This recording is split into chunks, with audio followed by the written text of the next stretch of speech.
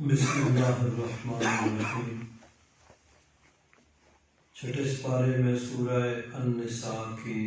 آیت نمبر 154 تک ہم نے گزشتہ درس میں ترجمہ کیا تھا۔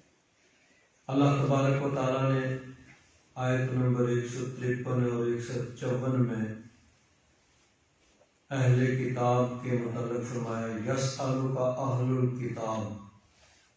محبوب آپ سے اہل کتاب یہ سوال کرتے ہیں کہ آپ ان کے لیے پوری کتاب آسمان سے اتار لائیں۔ تھوڑا تھوڑا قرآن پاک کا جو نزول ہوتا تھا، ایک آیت دو آیتیں ایک سورت، اس پہ انہوں نے اعتراض کیا تھا۔ اللہ تبارک و تعالیٰ نے فرمایا کہ ان کا طریقہ یہی ہے، فقد سألوا موسیٰ اکبر من ذلک، موسیٰ علیہ السلام سے یہ اس سے بھی بڑا مطالبہ کر چکے ہیں۔ ابھی تو یہ کتاب پوری ایک کتابی شکل میں آسمان سے نزول کا مطالبہ کر رہے ہیں، اور یہ ممکن ہے پہلے بھی کتابیں آئی ہیں، حضرت موسیٰ علیہ السلام کو پوری کتاب کتابی شکل میں دی گئی، حضرت عیسیٰ علیہ السلام پر انجیل نازل ہوئی، حضرت داؤد علیہ السلام پر زبور نازل ہوئی، لیکن اس سے بڑا مطالبہ موسیٰ علیہ السلام سے انہوں نے کیا تھا، ارنا اللہ جہرتاً، کہ ہم آپ پر یقین نہیں کریں گے، آپ کی بات نہیں مانیں گے جب تک اللہ تعالیٰ کو سامنے نہ دیکھ لیں، کھلی آنکھوں کے ساتھ نہ دیکھ لیں۔ تو فَأَخَذَتْهُمُ الصَّاعِقَةُ بِظُلْمِهِمْ، ان کے ظلم کے سبب ان کو ایک کڑک نے لیا، ایک عذاب الہی آیا جس میں وہ ہلاک ہوئے۔ تو آگے اسی سلسلہ کو چلاتے ہوئے پھر انہوں نے کیا کیا، بچڑے کو خدا بنا لیا۔ حضرت موسیٰ علیہ السلام جب ان کے پاس تورات لے کے آئے تو انہوں نے اس کو ماننے سے انکار کر دیا۔ اللہ تبارک و تعالیٰ نے حضرت جبریل امین کو حکم دیا، طور پہاڑ کو اکھاڑ کے ان کے سر پہ لا کے کھڑا کر دیا، کہ مانتے ہو کہ نہیں مانتے؟ تو پھر مجبوراً انہوں نے اس کو مانا۔ اسی طرح ہفتے کے بارے میں ان کو کہا گیا کہ یہ تمہارے لیے عبادت کا دن ہے، اس میں تم دنیاوی کام کاج کاروبار نہیں کر سکتے۔ اس کے سلسلہ میں بھی انہوں نے اللہ تعالیٰ کی نافرمانی کی، تو ان کے نافرمانیوں کی ایک فہرست بیان ہو رہی ہے۔ اسی سلسلہ میں آگے فرمایا فَبِمَا نَقْضِهِمْ مِيثَاقَهُمْ، ان کے عہد توڑنے کی وجہ سے، نقض توڑنا، میثاق عہد توڑنے کی وجہ سے ان پر اللہ تعالیٰ کی پکڑ ہوئی، اللہ تعالیٰ کا عذاب آیا۔ وَكُفْرِهِمْ بِآيَاتِ اللَّهِ، اور اللہ تبارک و تعالیٰ کی آیات کا انکار کرنے کی وجہ سے ان پر اللہ تعالیٰ کی پکڑ اور اللہ تعالیٰ کا عذاب آیا۔ وَقَتْلِهِمُ الْأَنْبِيَاءَ، اور انبیاء کرام کو قتل کرنے کی وجہ سے ان پر اللہ تعالیٰ کے عذاب ہے۔ بغیر حق، بغیر حق کے۔ اب یہ بات قابل غور ہے کہ ناحق انبیاء کرام کا قتل، نبی نہیں بلکہ انبیاء جمع فرمایا کہ ایک نبی نے بہت سے انبیاء کرام کو انہوں نے ناحق قتل کیا۔ اب یہ بات قابل غور ہے کہ ناحق کا یہاں کیا مطلب ہے، کہ کسی بھی نبی کا قتل حق تو ہو نہیں سکتا، کیونکہ انبیاء کرام اللہ تعالیٰ کی طرف سے معمور ہوتے ہیں اور رب الجلال کے حکم کے مطابق وہ اللہ تعالیٰ کا پیغام پہنچاتے ہیں، تو ان کا قتل حق تو ہو نہیں سکتا، ناحق ہی ہوگا۔ تو یہاں مطلب یہ ہے کہ خود ان کے اپنے عقیدے کے مطابق بھی ان کا قتل ناحق تھا، ناجائز تھا، لیکن اس کے باوجود انہوں نے اپنی ہٹ درمی کی وجہ سے انبیاء کرام کو شہید کیا۔ وَقَوْلِهِمْ قُلُوبُنَا غُلْفٌ، اور ان کے اس قول کی وجہ سے، یعنی اللہ تعالیٰ کی پکڑ اور اللہ تعالیٰ کا عذاب آیا، کہ انہوں نے کہا کہ ہمارے دلوں پر پردے پڑے ہوئے ہیں، یعنی نبی کریم صلی اللہ علیہ وسلم کے پاس آتے، حضور دلائل کے ساتھ ان کو اپنی بات پہنچاتے، ایسے دلائل جن کا ان کے پاس کوئی جواب نہیں ہوتا تھا، اور معجزات کے ذریعے اپنی نبوت کو واضح کیا، لیکن اس کے باوجود وہ نہیں مانتے تھے۔ وہ کہتے ہیں ہمارے دلوں پر پردے پڑے ہوئے ہیں، آپ معجزہ دکھائیں یا آپ کوئی دلیل دیں، ہمارے دلوں پہ اس کا کوئی اثر نہیں ہوگا، اس کے اوپر پردے، یعنی آپ کی بات پہلے سے ہم نے طے کیا ہوا ہے کہ آپ کی بات نہیں ماننی ہے۔ اللہ تعالیٰ نے فرمایا بل طبع اللہ علیہا بکفرہم، بلکہ اللہ تبارک و تعالیٰ نے ان کے دلوں، علیہا ضمیر کا مرجع قلوب، ان کے دلوں پر مہر کر دیا ان کے کفر کی وجہ سے، فلا یؤمنون الا قلیلا، پس وہ نہیں ایمان لائیں گے مگر تھوڑے۔ اب دیکھیے قرآن پاک کے شروع میں پہلے سپارے میں اللہ تبارک و تعالیٰ نے فرمایا ان الذین کفروا سواء علیہم، جنہوں نے کفر کیا، کفر کو اختیار کیا، ان کے لیے برابر ہے، یعنی انذرتہم ام لم تنذرہم، آپ انہیں سمجھائیں یا نہ سمجھائیں، ڈرائیں یا نہ ڈرائیں، تبلیغ کریں یا نہ کریں، لا یؤمنون، وہ ایمان نہیں لائیں گے۔ ختم اللہ علی قلوبہم، اللہ تبارک و تعالیٰ نے مہر لگا دی ان کے دلوں پر، وعلی سمعہم، اور ان کی کانوں پر، وعلی ابصارہم غشاوۃ، اور ان کی آنکھوں پہ پردے پڑے ہوئے ہیں، ولہم عذاب عظیم، اور ان کے لیے دردناک عذاب ہے۔ تو یہ جو ان کے دلوں پہ مہر لگی ہوئی، کانوں پہ مہر لگی ہوئی کہ دلوں کے اندر حق بات داخل نہیں ہو سکتی، کانوں سے وہ حق بات کو سن کے قبول نہیں کر سکتے، اور آنکھوں سے حق بات کو قبول کرنے کی نظر سے دیکھتے نہیں، تو یہ ان کے اپنے کفر کی وجہ سے ہے۔ یہاں اس کی تشریح ہوگی کہ بل طبع اللہ علیہ، اللہ تعالیٰ نے اس پر مہر لگائی ہے بے کفرہم، ان کے کفر کی وجہ سے۔ تو جو ان کے دلوں پہ پردے ہیں، کانوں پہ پردے ہیں، یعنی مہریں لگی ہوئی ہیں، اور آنکھوں پہ پردہ ہے، تو یہ ان کے اپنے کفر کی وجہ سے ہے، ان کی نافرمانیوں کی وجہ سے ہے، کہ جب انہوں نے حق کو بار بار انہوں نے اس کا انکار کیا، تو ایک موقع پہ آ کے پھر وہ اس سٹیج پہ پہنچ گئے کہ اب حق کو قبول کرنے کی صلاحیت ان میں ختم ہو گئی۔ وَبِكُفْرِهِمْ وَقَوْلِهِمْ عَلَى مَرْيَمَ بُهْتَانًا عَظِيمًا، اور ان کے کفر کی وجہ سے اور ان کے قول، یعنی ان کا کہنا، علی مریم، حضرت مریم علیہ السلام پر، بہتان عظیم، بڑا بہتان انہوں نے باندھا۔ اور وہ بہتان کیا تھا کہ حضرت مریم کی طرف انہوں نے بدکاری کی نیت کی۔ یہ بات قرآن و حدیث میں صراحتاً مذکور ہے کہ حضرت عیسیٰ علیہ السلام کی ولادت عام روٹین سے ہٹ کر اللہ تبارک و تعالیٰ کی قدرت کاملہ سے بغیر باپ کے ہوئی۔ اب جب حضرت عیسیٰ علیہ السلام کی ولادت ہوئی تو شکوک و شبہات کا پیدا ہونا یہ ایک فطری عمل تھا کہ حضرت مریم کا نکاح نہیں ہوا، تو جب نکاح نہیں ہوا تو ان کے ہاں بچے کی ولادت کیسے ہو سکتی ہے؟ تو انہوں نے اس بات کا اعتراض کیا۔ حضرت مریم کو بھی اس بات کا احساس تھا کہ اب لوگوں کو کیسے بتائیں، یا لوگ اس کو کیسے تسلیم کریں گے کہ یہ اللہ تبارک و تعالیٰ کی قدرت کاملہ سے ہوا ہے، میرے کردار میں کوئی خامی اور کوئی کمی نہیں ہے۔ تو اللہ تبارک و تعالیٰ نے حضرت مریم سے فرما دیا فَإِمَّا تَرَيِنَّ مِنَ الْبَشَرِ أَحَدًا فَقُولِي إِنِّي نَذَرْتُ لِلرَّحْمَٰنِ صَوْمًا،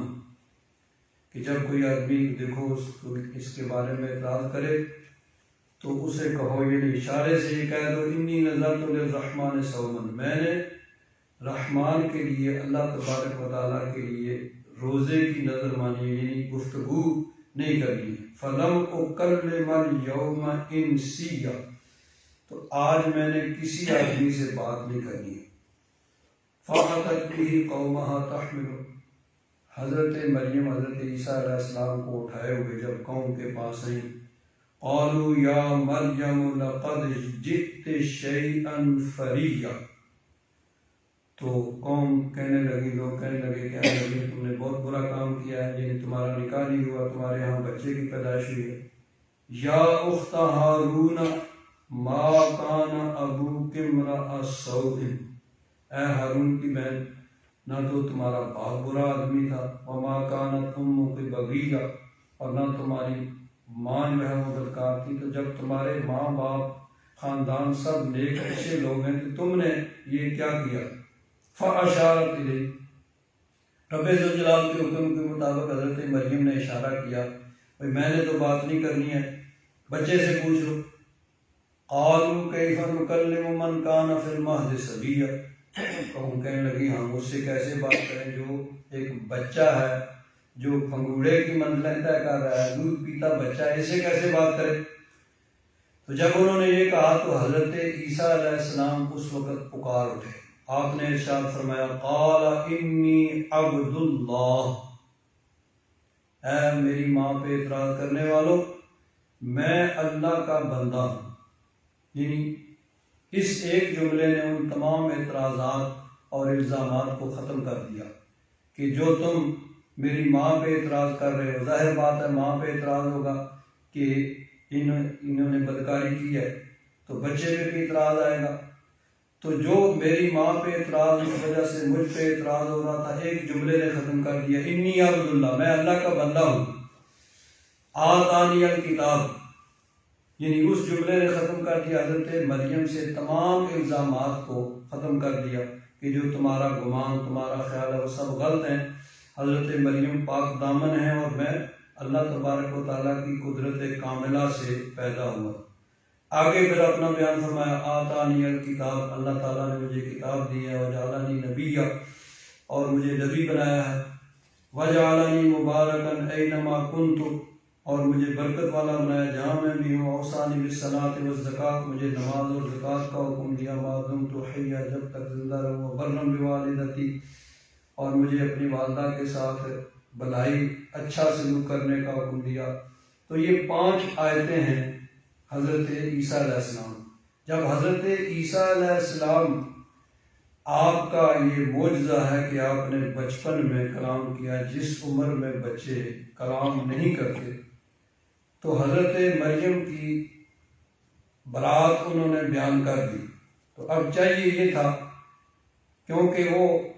کوئی عام لوگ نہیں تھے، نبوت کا خاندان تھا بنی اسرائیل، جن میں ہزاروں کی تعداد میں انبیاء کرام ہوئے ہیں، اور انبیاء کرام کا زمانہ بھی تھا، حضرت زکریا، حضرت یحییٰ، تو وہ انبیاء کا خاندان تھا، انبیاء کا زمانہ تھا، اور وہ لوگ ان چیزوں کو جانتے تھے۔ تو جب حضرت عیسیٰ علیہ السلام نے بچپن میں کلام کر کے اپنی ماں کی پاک دامنی کو بیان کر دیا، تو اب ان کو یہ حق نہیں پہنچتا تھا کہ ان کے بارے میں کسی شک و شبہ میں مبتلا ہوں، لیکن انہوں نے پھر بھی اپنی ہٹ درمی کو قائم رکھا اور حضرت مریم پہ بہتان باندھا، حضرت عیسیٰ علیہ السلام کے متعلق انہوں نے اس طرح کی باتیں کی۔ تو اللہ تبارک و تعالیٰ نے فرمایا وَبِكُفْرِهِمْ وَقَوْلِهِمْ عَلَى مَرْيَمَ بُهْتَانًا عَظِيمًا، کہ حضرت مریم پر ان کا بہتان، یہ بھی ان کا ایک کفر ہے، اس وجہ سے اللہ تعالیٰ کی پکڑ اور اللہ تعالیٰ کا عذاب آیا۔ یہاں ضمناً ایک بات یاد رکھیں کہ حضرت عیسیٰ علیہ السلام آپ اللہ کے نبی ہیں، حضرت مریم پاک دام عفیفہ پاک دامنہ ہیں، اور قرآن پاک نے حضرت مریم کی پاک دامنی کو بیان کیا، حضرت عیسیٰ علیہ السلام کی نبوت کا ذکر کیا۔ تو اب عیسائیوں کو اگر وہ مانتے نہیں بھی تو کم از کم قرآن پاک کا شکر گزار ہونا چاہیے کہ حضرت مریم کا دفاع کیا، عیسیٰ علیہ السلام کا دفاع کیا۔ لیکن یہاں الٹی گنگا بہتی ہے کہ عیسائی مسلمانوں کے قرآن پاک کے تو خلاف ہیں، اور دوسری طرف جو لوگ یہودی حضرت عیسیٰ علیہ السلام کو نبی تو کیا ایک شریف آدمی ماننے کے لیے تیار نہیں، حضرت مریم پہ بہتان باندھتے ہیں، ان کے بارے میں نرم گوشہ، اور جس نے دفاع کیا اس کے بارے میں وہ یعنی اس پہ اعتراض کرتے ہیں۔ یہ عجیب بات ہے کہ وہ جو حضرت عیسیٰ علیہ السلام کو نبی نہیں مانتے اور حضرت مریم پہ الزامات اور بہتان باندھتے ہیں، ان کے بارے میں نرم گوشہ رکھتے ہیں، اور مسلمان قرآن پاک جو حضرت عیسیٰ علیہ السلام کا دفاع کرتے ہیں، حضرت عیسیٰ علیہ السلام کی نبوت کا اور حضرت مریم کی پاک دامنی کا جنہوں نے بیان کیا، اس پہ اعتراضات۔ تو بہرحال حضرت مریم پہ بہتان جو انہوں نے باندھا، یہ بھی ان کا کفر تھا، اور اس وجہ سے اللہ تبارک و تعالیٰ کی پکڑ اور اللہ تبارک و تعالیٰ کا عذاب ان پہ آیا۔ تو یہاں یہ بات بھی یاد رکھیں کہ کسی کے بارے میں خواہ مخواہ شک شبہ اور الزامات اور کسی پہ بہتان باندھنا، یہ اسلامی نقطہ نظر سے بہت بڑا جرم ہے کہ کسی کے بارے میں بغیر تحقیق کے آدمی کوئی بات کرے۔ حضرت مریم کو جب پاک دامن قرار دے دیا گیا، حضرت عیسیٰ علیہ السلام کے معجزے کے ذریعے ان کی پاک دامنی بیان ہو گئی، تو اب تمام شکوک و شبہات دور ہونے چاہیے تھے۔ تو اسی طرح کسی کے بارے میں خواہ مخواہ بغیر تحقیق کیا، یعنی انسان کی عام فطرت یہ ہے کہ اگر کسی کی اچھائی بیان کی جائے تو اس کو جلدی قبول نہیں کیا جاتا ہے، اور کسی کی برائی ہو تو فوراً لوگ اس کو قبول کر لیتے ہیں اور فوراً آگے پھیلانا شروع کر دیتے ہیں۔ آگے پہلے دور ہوتا تھا ایک دوسرے کو بتاتا تھا، آگے تیسرے کو بتاتا تھا، اور آج کا دور تو یہ ہے کہ فوراً اس کو فیس بک پہ چڑھا دو، واٹس ایپ پہ چڑھا دو، پوری دنیا میں ایک لمحے میں پھیل جائے گا۔ تو غلط بات کو فوراً قبول کر لیا جاتا ہے، اس کو آگے پھیلایا جاتا ہے، اور درست بات جو ہوتی ہے اس کو قبول کرنے سے یعنی اس میں دیر لگتی ہے اس کو۔ حالانکہ دیکھیے، کسی کے بارے میں خاص طور پر جو ہے نا کسی کے کردار کے بارے میں بات کرنا، اس کو بہتان کہا جاتا ہے، یا کسی پہ تہمت لگانا کسی کے کردار کے متعلق۔ شریعت نے یہ کہا ہے کہ اگر کوئی کسی کے کردار کے بارے میں کسی پہ بدکاری کا، زنا کا الزامات کرے گا تو وہ 4 گواہ پیش کرے گا، اور اگر 4 گواہ نہیں پیش کر سکتا تو اس کو تہمت لگانے کی حد شریعت نے جو مقرر کی ہے 80 کوڑے 80 درے وہ اس کو لگیں گے اگر وہ اس کا ثبوت پیش نہیں کر سکتا۔ تو یہ بڑا اہم معاملہ ہے کہ انسان بغیر تحقیق کے کسی کے متعلق بات کرے۔ حالانکہ دیکھیے، اگر کسی کا کوئی عیب انسان کو معلوم بھی ہو تو بلا ضرورت اس کو آگے پھیلانا، اس کی یعنی اس سے اجتناب کرنا چاہیے۔ حتی الامکان دوسروں کے جو عیب ہیں ان کی پردہ پوشی کرنی چاہیے۔ یہی حکم ہے شریعت میں کہ اگر کسی کا عیب معلوم بھی ہے تو اس کی پردہ پوشی کرو۔ ہم دیکھیے حدیث پاک میں نبی کریم صلی اللہ علیہ وسلم نے ارشاد فرمایا، حضرت ابو ہریرہ راوی ہیں، من نفس عن مؤمن قربتاً، کہ جس نے کسی مومن سے کوئی تکلیف دور کی، من قرب دنیا، دنیا کی تکلیفوں میں سے کوئی تکلیف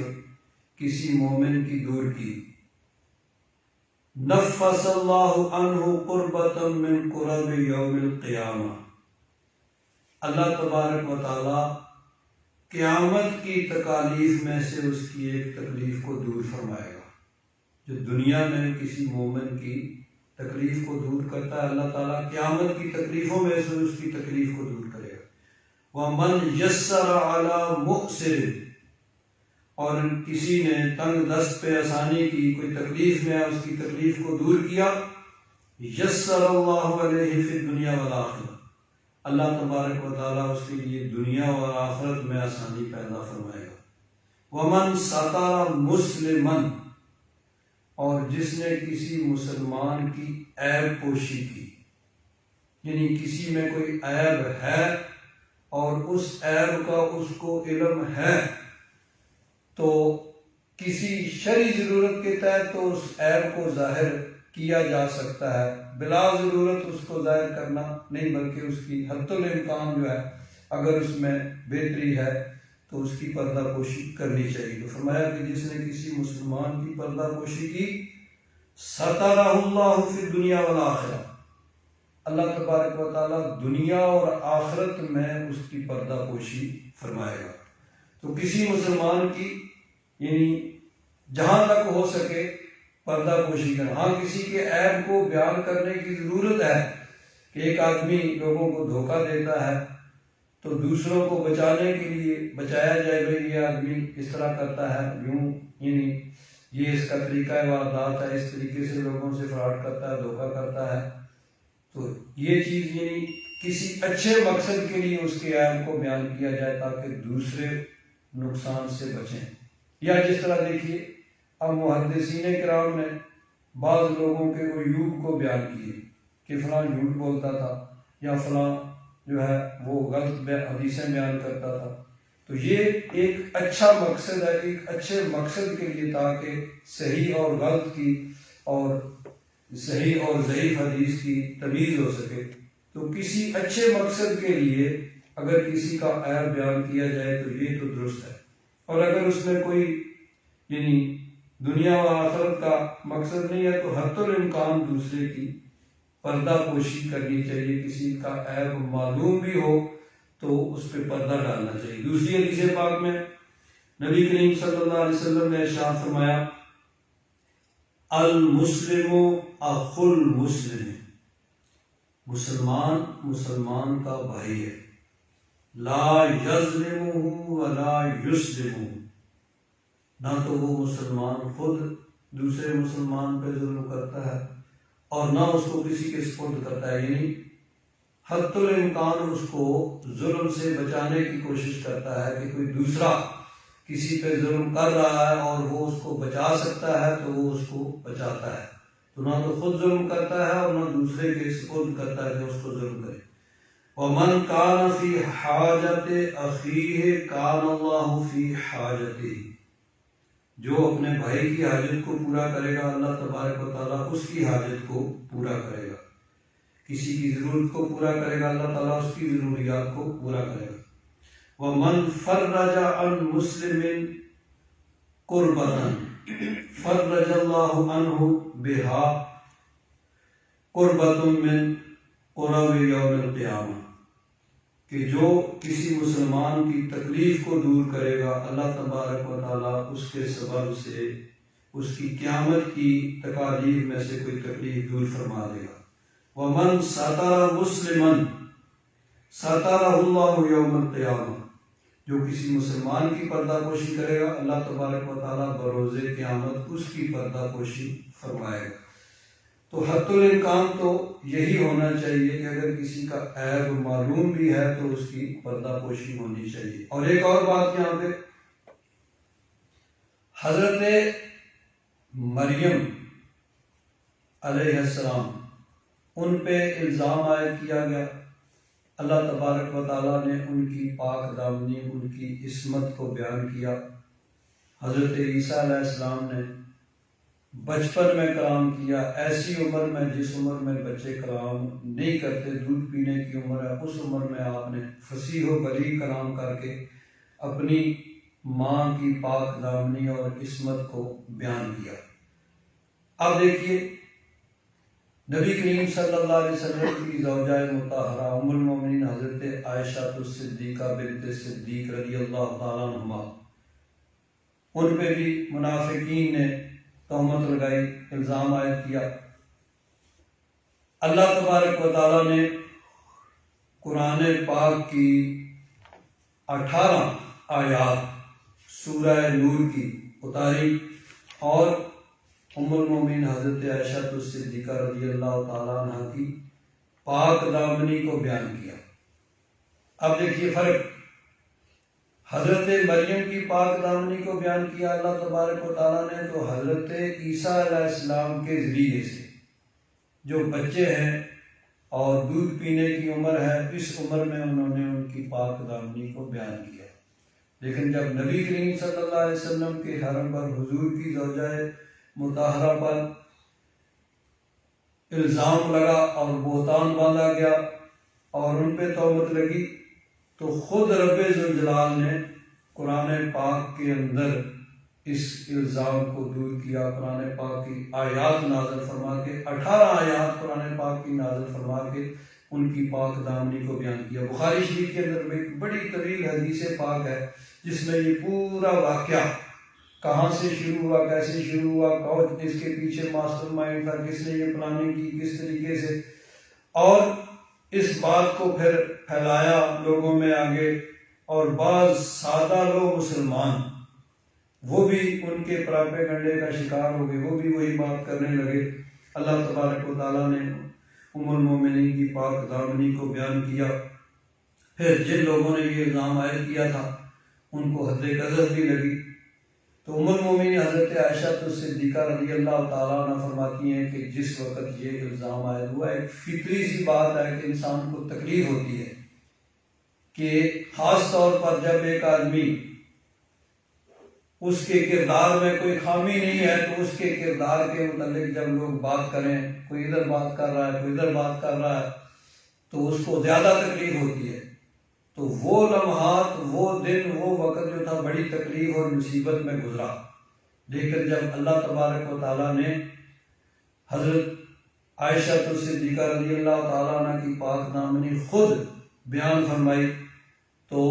قیامت تک کے لیے اب قرآن پاک پڑھا جائے گا، قرآن پاک کی آیات پڑھی جائیں گی اور قرآن پاک کی آیات میں ان کی پاک دامنی کو بیان کیا جائے۔ تو جس طرح حضرت مریم کی پاک دامنی حضرت عیسیٰ علیہ السلام کے معجزہ کے ذریعے بیان کر دی گئی، تو اب ان پہ الزام کو اللہ تبارک و تعالیٰ نے کفر قرار دیا، وَبِكُفْرِهِمْ وَقَوْلِهِمْ عَلَىٰ مَرْيَمَ بُهْتَانًا عَظِيمًا، کہ حضرت مریم پہ جو انہوں نے بہتان باندھا ان کا کفر تھا کہ جب حضرت عیسیٰ علیہ السلام کے معجزے کے ذریعے، آپ کے کلام کے ذریعے، بچپن میں، ایسی عمر میں جس عمر میں بچے کلام نہیں کرتے، جب انہوں نے ان کی پاک دامنی کو بیان کر دیا، تو اب اگر کوئی ان کے بارے میں ایسی بات کرے گا تو یہ کفر شمار ہوگا۔ اسی طرح ام المومنین حضرت عائشہ صدیقہ رضی اللہ تعالیٰ عنہ، آپ پہ بھی بہتان اور آپ پہ بھی تہمت لگی، تو جب رب ذوالجلال نے ان کی پاک دامنی کو بیان کر دیا، تو اب اگر کوئی ان پہ الزام عائد کرے گا تو یہ بھی کفر ہوگا، کیونکہ اللہ تعالیٰ جب ان کی پاک دامنی کو بیان کر رہا ہے تو کوئی کہتا نہیں میں اس کو نہیں مانتا، تو یہ اللہ تبارک و تعالیٰ کی آیات اور قرآن پاک کا انکار ہوگا۔ تو اللہ تبارک و تعالیٰ نے فرمایا وَبِكُفْرِهِمْ وَقَوْلِهِمْ عَلَىٰ مَرْيَمَ بُهْتَانًا عَظِيمًا، اور ان کے کفر اور حضرت مریم پر بہتان عظیم باندھنے کی وجہ سے اللہ تعالیٰ کی ان پر پکڑ ہوئی۔ وَقَوْلِهِمْ إِنَّا قَتَلْنَا الْمَسِيحَ عِيسَى ابْنَ مَرْيَمَ، اور ان کے اس قول کی وجہ سے کہ انہوں نے کہا کہ ہم نے عیسیٰ علیہ السلام، مسیح آپ کا لقب ہے، کس وجہ سے کہ حضرت عیسیٰ علیہ السلام ہاتھ لگا کے بیماری کو دور کر دیتے تھے، ماسا ہاتھ سے مسیح، تو آپ کے مس کرنے کی وجہ سے، ہاتھ لگانے کی وجہ سے بیماری دور ہو جاتی تھی، اس لیے آپ کو مسیح کہا جاتا تھا۔ عیسیٰ آپ کا نام ہے، ابن مریم آپ کی کنیت ہے، عام طور پر باپ کے نام کے ساتھ کنیت ہوتی ہے عربی میں،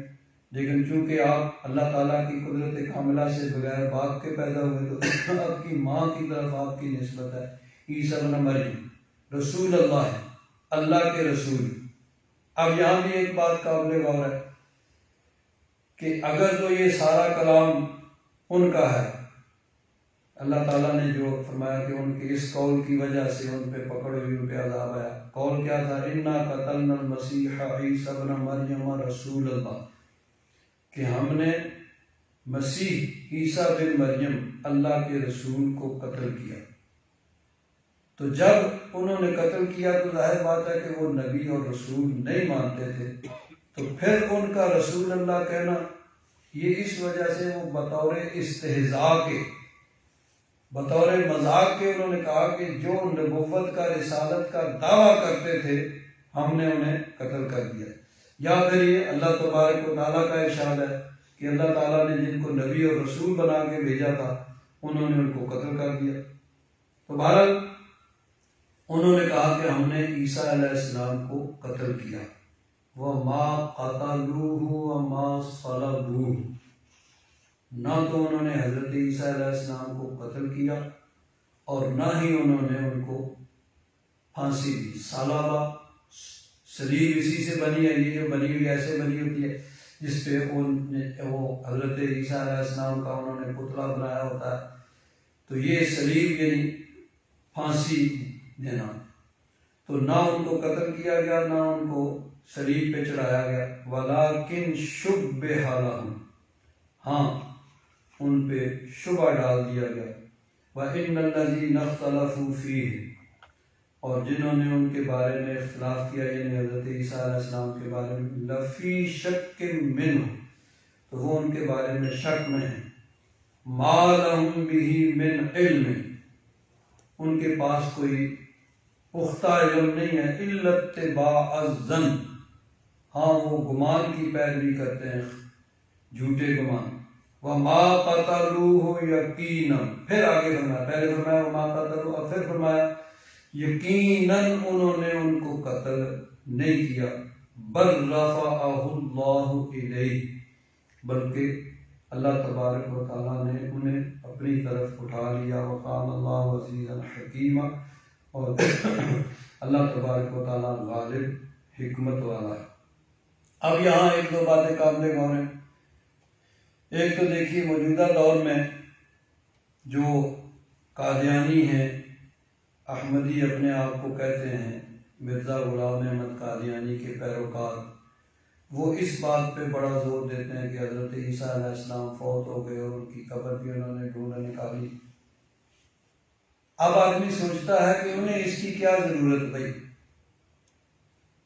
ضرورت اس طرح ہے کہ مرزا غلام احمد قادیانی جو ہے نا، وہ براہ راست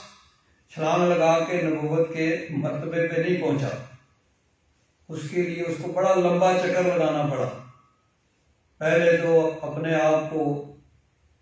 جب شہرت حاصل کر لی عیسائیوں سے مناظرے وغیرہ کر کے، تو اپنے آپ کو مہدی موعود کہا کہ یہ نبی کریم صلی اللہ علیہ وسلم نے فرمایا کہ امام مہدی ہوں گے، وہ میں ہوں۔ پھر آگے اگلا سٹیپ یہ کہا کہ حضرت عیسیٰ علیہ السلام جو مسیح، حضرت عیسیٰ علیہ السلام کے آنے کے بارے میں جو حدیثیں ہیں وہ میں ہی ہوں، میں آ گیا۔ پھر آگے چلتے چلتے آخری سٹیپ جو ہے نبوت کا دعویٰ کیا۔ تو اب ان کے ماننے والے بھی لوگوں کو اسی طرح گمراہ کرتے ہیں، اس بات میں الجھائیں گے کہ دیکھو جی عیسیٰ علیہ السلام فوت ہو گئے۔ جب یہ بات تسلیم کر لیں گے تو ان کو کہیں گے بھائی جب عیسیٰ علیہ السلام فوت ہو گئے تو یہ حدیثیں جو ان کا کیا مانا ہے کہ وہ آئیں گے، کوئی مرزا صاحب آ گئے۔ جب یہ مان لیں گے تو یعنی پیچھے سے اگر اصل جو ان کا نظریات، اس سے تو اصل اٹھانا آتا ہے نا، جب وہ ہٹے گا اس کو ختم کریں گے تو پہلے یہ چیز مانیں، پھر اگلی مانیں، پھر آہستہ آہستہ آخری سٹیپ پہ وہ لے جاتے ہیں۔ تو جس طرح مرزا صاحب کو لمبا چکر لگانا پڑا نبوت کے مرتبے تک پہنچنے کے لیے، نبوت کا دعویٰ کرنے کے لیے، اسی طرح اب ان کے ماننے والے بھی لوگوں کو وہاں تک لے جانے کے لیے وہی چکر لگاتے ہیں، کسی کو کسی طریقے سے کسی۔ تو یہ اس میں ان کا یہی ہے کہ پہلے لوگوں کو اس بات پہ قائل کرو بھائی کہ عیسیٰ علیہ السلام فوت ہو گئے، جب فوت ہو گئے تو ٹھیک ہے بھائی، یہ جب یہ مان لیں گے تو اگلا سٹیپ پھر آسان ہو جائے گا، ان کو کہیں گے بھائی نبی۔ تو بہرحال اللہ تبارک و تعالیٰ نے بڑا واضح انداز میں فرما دیا کہ پہلے تو فرمایا وما قتلوہ وما صلبوہ، کہ نہ انہوں نے قتل کیا نہ ان کو صلیب پہ چڑھایا، ولکن شبہ لہم، بلکہ ان کو شبہ میں ڈال دیا گیا۔ اور پھر آگے فرمایا وما قتلوہ یقیناً، یقیناً انہوں نے ان کو قتل نہیں کیا، بل رفعہ اللہ الیہ، بلکہ اللہ تعالیٰ نے حضرت عیسیٰ علیہ السلام کو اپنی طرف اٹھا لیا۔ تو حضرت عیسیٰ علیہ السلام کو اللہ تبارک و تعالیٰ نے زندہ اٹھا لیا۔ اب یہ ولیکن شبہ لہم کہ ان کو شبہ میں ڈال دیا گیا، اس کے بارے میں مختلف جو ہیں روایات آتی ہیں کہ کس طرح حضرت عیسیٰ علیہ السلام کو اللہ تبارک و تعالیٰ نے زندہ آسمانوں پہ اٹھا لیا، اور حضرت عیسیٰ علیہ السلام زندہ آسمانوں پہ موجود ہیں، اور قرب قیامت وہ زمین پہ تشریف لائیں گے انشاءاللہ۔ اس کا ذکر آئندہ آیات میں آ رہا ہے، آئندہ درس میں اس کا ذکر کیا جائے گا۔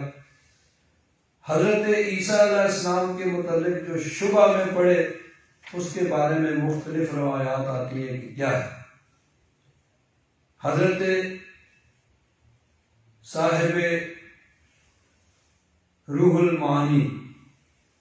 علامہ سید محمود آلوسی حنفی رحمۃ اللہ تعالی علیہ اس کے بارے میں فرماتے ہیں کہ ایک تو یہ تھا کہ یہودیوں نے جو گورنر وقت کا حاکم تھا اس کی عدالت میں مقدمہ دائر کیا کہ یہ شخص یہودیت کو اس میں تحریف کر رہا ہے اور لوگوں کو گمراہ کر رہا ہے۔ اس نے کہا کہ وہ اللہ کا نیک بندہ، میں اپنے ہاتھوں کو اس کے خون سے رنگین نہیں کرنا چاہتا، لیکن جب دیکھا کہ لوگوں میں بلوا ہوگا تو اس نے حضرت عیسیٰ علیہ السلام کو گرفتار کرنے کے لیے کچھ لوگ بھیجے۔ اب ایک یہ ہے کہ عیسیٰ علیہ السلام کو ڈھونڈنے کے لیے جو شخص گیا، اللہ تبارک و تعالیٰ نے اسی کو عیسیٰ علیہ السلام کے مشابہ کر دیا۔ جب وہ باہر آیا تو لوگوں نے دیکھا کہ یہ عیسیٰ ہے، اسی کو پکڑ کر انہوں نے صلیب پہ چڑھا دیا، سولی چڑھا دی۔ اور اس کے بارے میں پھر یہ بھی ہے کہ وہ صرف اس کا چہرہ جو ہے وہ عیسیٰ علیہ السلام کا بنایا گیا تھا، باقی جسم اس کا۔ تو بعد میں انہوں نے کہا بھی جب یہ عیسیٰ علیہ السلام کا چہرہ تو ہے لیکن جو باقی جسم نہیں ہے،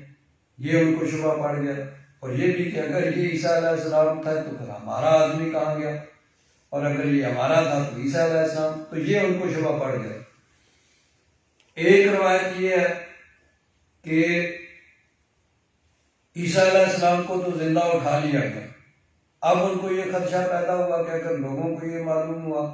تو لوگ ان کی نبوت کے قائل ہو جائیں گے۔ انہوں نے کیا کیا کہ کسی ایک آدمی کو پکڑ کر سولی پہ چڑھا دیا اور پابندی لگا دی کہ اس کے قریب کوئی آدمی نہیں آ سکتا، پہرا لگا دیا۔ اب وہ آدمی سولی پہ لٹکا ہوا ہے، جب اس کی لاش جو ہے پھول گئی تو ٹھیک ہے بھائی اس کو دفنا دو۔ تو یہ لوگوں کو یہ باور کرانے کے لیے کہ عیسیٰ علیہ السلام کو پھانسی دے دی، یہ بھی ایک قول ہے۔ ایک قول یہ ہے کہ خود حضرت عیسیٰ علیہ السلام کے ماننے والوں میں، ان کے حواریوں میں ایک آدمی منافق تھا، اسی نے یہودیوں سے بات کی، بھائی میں تمہیں بتاتا ہوں کہ عیسیٰ علیہ السلام کہاں تشریف فرمائے، کس گھر میں۔ وہ ڈھونڈ رہے تھے، اس نے کہا میں بتاتا ہوں، کیا دو گے؟ انہوں نے کہا 30 درہم تمہیں ملیں گے۔ وہ لے کے ان کو چلا گیا۔ اب حضرت عیسیٰ علیہ السلام کو تو زندہ آسمانوں پہ اٹھا لیا گیا، اور اللہ تبارک و تعالیٰ نے اسی منافق پہ حضرت عیسیٰ علیہ السلام کی شبیہ ڈال دی کہ جو ان کو بتانے، جب وہ باہر آیا تو انہوں نے کہا یہی عیسیٰ، اسی کو پکڑ کر انہوں نے پھانسی دی۔ تو اس طرح مختلف روایات یعنی حضرت عیسیٰ علیہ السلام کے یعنی شبہ لہم کے متعلق کیا ہے کہ ایک تو انہوں نے اپنے آدمی جو ڈھونڈنے گیا تھا اس کو پھانسی دے دی، یا جو حضرت عیسیٰ علیہ السلام کے ماننے والوں میں جس نے مخبری کی تھی اس پہ شبیہ ڈال دی گئی، اس کو پھانسی دی گئی، یا یہ ہے کہ حضرت عیسیٰ علیہ السلام کو زندہ آسمانوں پہ اٹھا لیا گیا اور انہوں نے کسی آدمی کو صرف وہ جس کو فیس سیونگ کہتے ہیں، اپنے آپ کو بچانے کے لیے، اپنے آپ کو خفت سے بچانے کے لیے، اور لوگوں کو یہ نہ کہ لوگ ان کے ایمان قبول کر لیں، انہوں نے کسی کو پھانسی پہ چڑھا دیا اور پہرا لگا دیا کہ کوئی قریب نہ جائے، دور سے لوگ دیکھیں بھائی ٹھیک ہے وہ پھانسی پہ چڑھا، حضرت عیسیٰ علیہ السلام کو پھانسی چڑھا دی۔ تو اس طرح مختلف روایات۔ حضرت امام ابن کثیر رحمۃ اللہ تعالیٰ علیہ نے اس بارے میں ایک بڑی تفصیلی روایت جو ہے وہ ذکر کی ہے۔ فرماتے ہیں حضرت وہب سے روایت کی ہے امام ابن جریر کے حوالے سے، ان عیسی ابن مریم لما اعلمہ اللہ انہ خارج من الدنیا،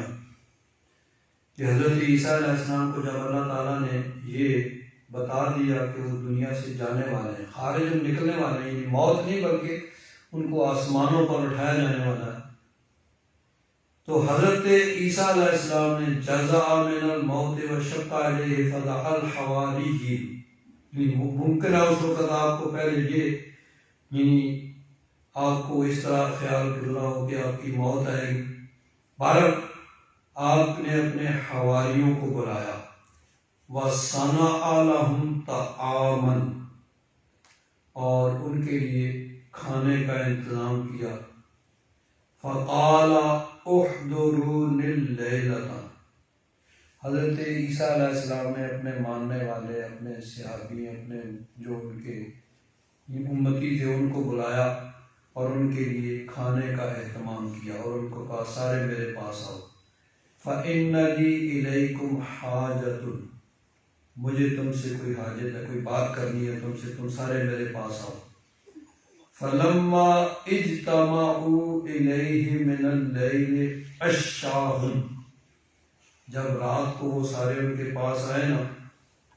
تو حضرت عیسیٰ علیہ السلام نے ان کو کھانا کھلایا، وَقَامَ يَخْدُمُهُمْ، حضرت عیسیٰ علیہ السلام خود اٹھ کے ان کی خدمت کر رہے ہیں، یعنی ان کے لیے کھانا لا رہے ہیں، پانی لا رہے ہیں، ان کی ساری خدمت کر رہے ہیں۔ فَلَمَّا فَرَغُوا مِنَ الطَّعَامِ أَخَذَ يُغْسِلُ أَيْدِيَهُمْ، جب وہ کھانے سے فارغ ہو گئے تو پھر آپ ان کے ہاتھ دھلانے لگے،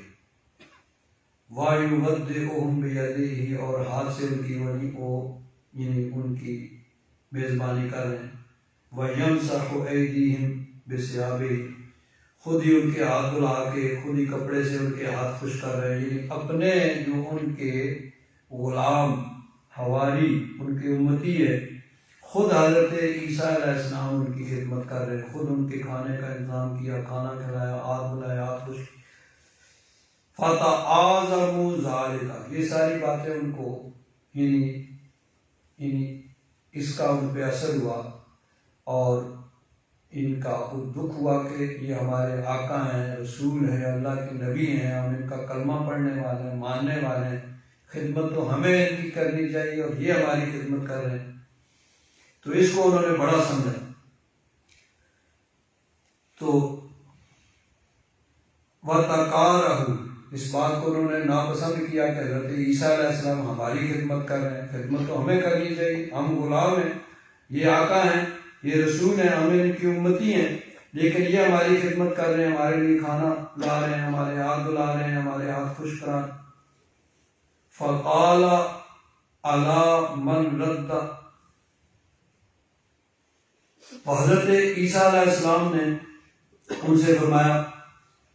کہ عَلَى مَنْ رَدَّ عَلَيَّ اللَّيْلَةَ شَيْئًا مِمَّا أَصْنَعُ فَلَيْسَ مِنِّي، آج جو میری بات کو رد کرے گا نا وہ مجھ سے نہیں ہے، یعنی جو میں کہوں اس طرح کرو۔ یعنی ایک ہے ادب، ادب کا تقاضا کیا تھا کہ جو آپ کے امتی تھے وہ آپ کی خدمت کرتے، لیکن اب آپ کا حکم ہے کہ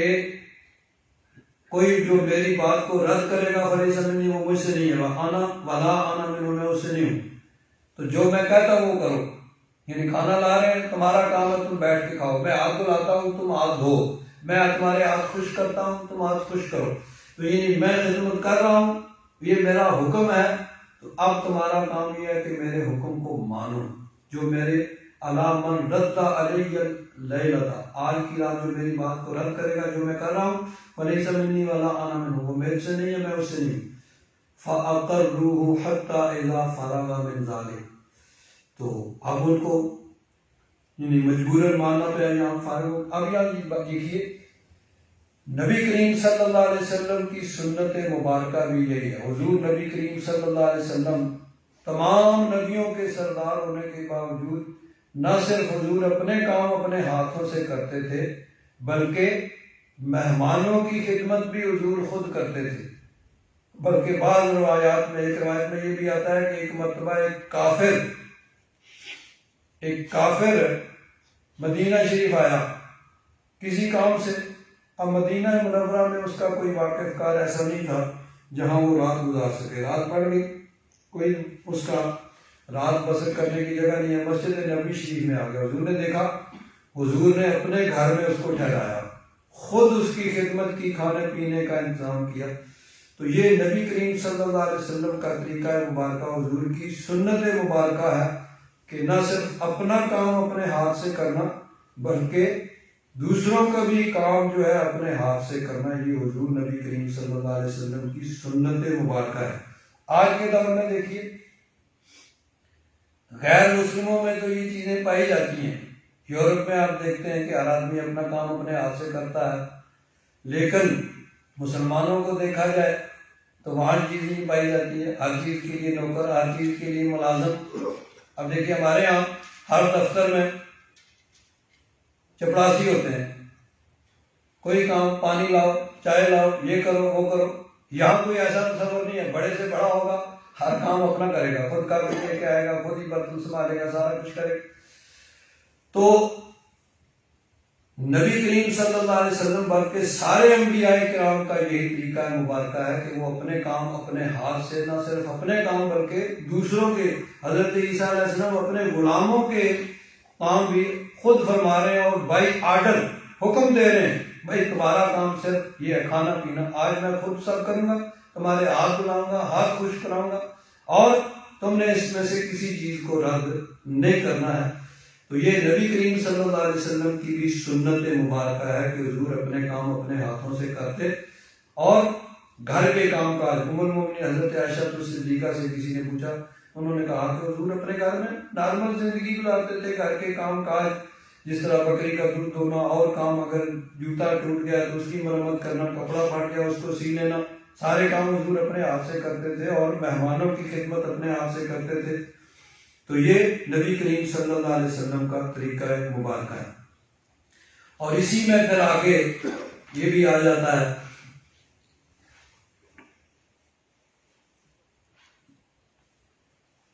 حضرت عیسیٰ علیہ السلام نے فرمایا، اما ما صنعت بكم الليلة مما خدمتكم على الطعام وغسلت أيديكم بيدي فَلْيَكُنْ لِي بِكُمْ أُسْوَةٌ۔ یہ جو میں نے آج سارا کچھ کیا ہے نا، کہ خود تمہاری خدمت کی ہے، تمہارے لیے کھانا مہیا کیا، تمہاری خدمت کی ہے، تمہارے ہاتھ دھلائے ہیں، فَلْيَكُنْ لَكُمْ بِي أُسْوَةٌ، یہی تمہارے لیے میری ایک اسوہ، میری زندگی کی ایک سنت ہونی چاہیے کہ تمہیں بھی یہی کرنا چاہیے، کہ جو میرے ماننے کا دعوے دار ہو اس کو ایسے ہی کرنا چاہیے کہ اپنے کام نہ صرف بلکہ دوسروں کے کام بھی اس کو اپنے ہاتھوں سے کرنے چاہیے۔ تو حضرت عیسیٰ علیہ السلام نے